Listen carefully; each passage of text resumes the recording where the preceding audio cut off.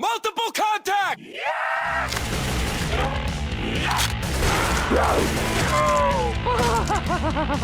Fuck off! I have a theory. A game theory. Welcome to the channel. My name is Freaky, and I don't normally do these type of videos. I don't talk about Call of Duty Zombies. My channel isn't about Call of Duty Zombies, but I'm very, very interested in the storyline and always have been behind the scenes. It's always been something that I've been keeping track with. It's really, really nice next to anything else on the internet. I'm really a big fan of this. Like, I'm not gonna lie, this is probably the most fascinating thing that I've ever found in a game in a long time compared to anything that I've played before. And I usually leave this to the Call of Duty Zombies YouTubers because they do in-depth views of the trailers and all this stuff, and they break it down, they finish the Easter eggs, they show the cutscenes, the end cutscene, all of those crazy stuff, and it's great. It's really, really great. That's why I leave it to them. I don't want to, you know, breach onto their territory because I'm not about that, and I think they do it better than I could ever possibly do it. But I have a theory here today about the storyline that's going to be happening in Revelations.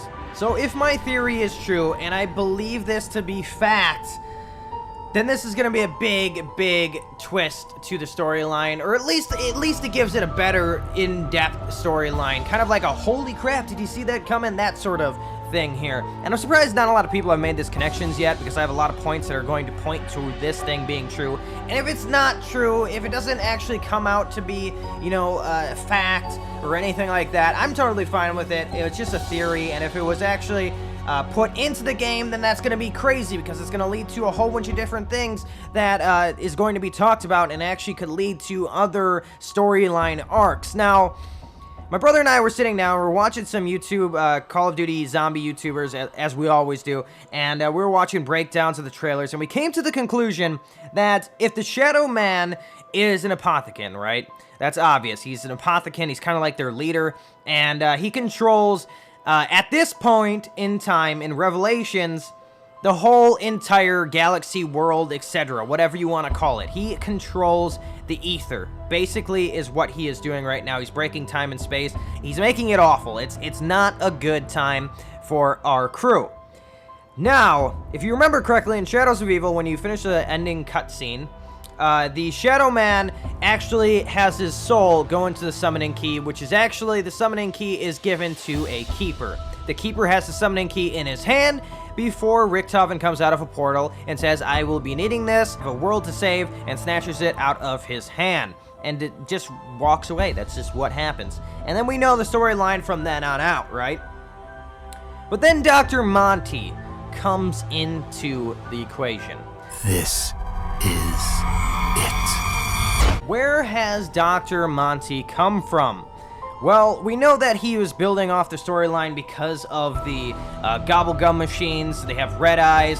Apparently, this is linked in with other zombies that have red eyes, which is Grod Krovi, Mob of the Dead, etc., etc. The ones that have red eyes are the ones that Dr. Monty is basically in control of, that situations that he's in control of. In Grod Krovi, you hear like these quotes from him saying basically that he is a overseer, he is basically like a god, and he sees all and knows all, and he's just basically a god spiritual figure that is around us. But at the end of the Grod Krovi ending cutscene, we are kind of put back in the spawn. Now, he actually comes over in the heads of all of our characters besides Richtofen and speaks to us. And he says that he is very disappointed in Richtofen to our other characters. He is not happy with Richtofen for what he has done. He has gone beyond past of what he wanted or should have had happening in the storyline of our characters, and he has kind of screwed this up. Why would Dr. Monty not like Richtofen? It's not because he screwed up the storyline, or is it? You guys remember correctly, in Shadows of Evil, Richtofen took the summoning key away from a keeper. Let me just let you guys sit back and relax. Think about this. Connect all the dots. The summoning key had the Shadow Man in it, in the keeper's hand. The keeper was going to keep this to make sure the Shadow Man does not come out and destroy the rest of the universe, or the ether, or whatever you want to call it. He was making sure that this would not come out again and happen again. He was the holder. He was going to keep this intact. He is basically the god figure with this summoning key in his hand. And Richtofen comes and says, I need this, and snatches it out of his hand and walks away. So if you guys have put the dots together, I have come to the conclusion that if the Shadow Man is an apothecary disguised as an actual human in Shadows of Evil and in Revelations, then the Keeper can disguise himself as none other than Dr. Monty.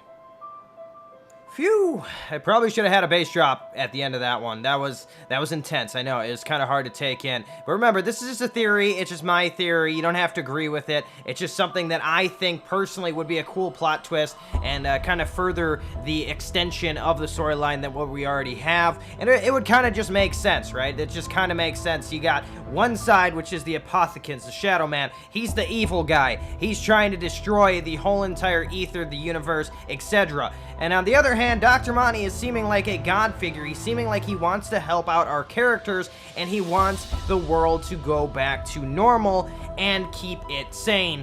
What do the Keepers want to do?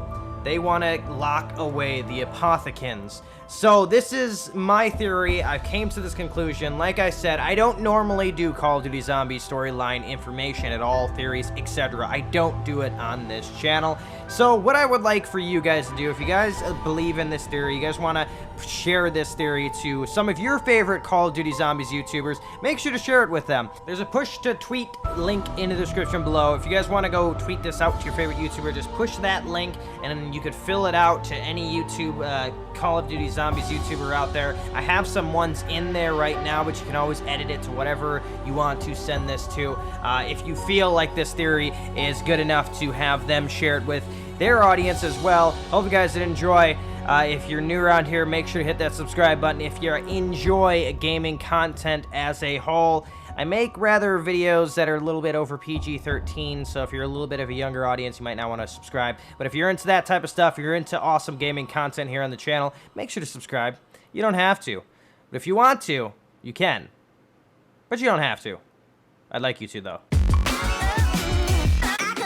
This is advanced training at this very point in time. The greatest training athleticism you've ever seen on any zombie channel ever. It's right here and now. You'll never see anything like it. The unlimited tomahawks. Oh, it's endless. Oh, it's so endless. The endless drops.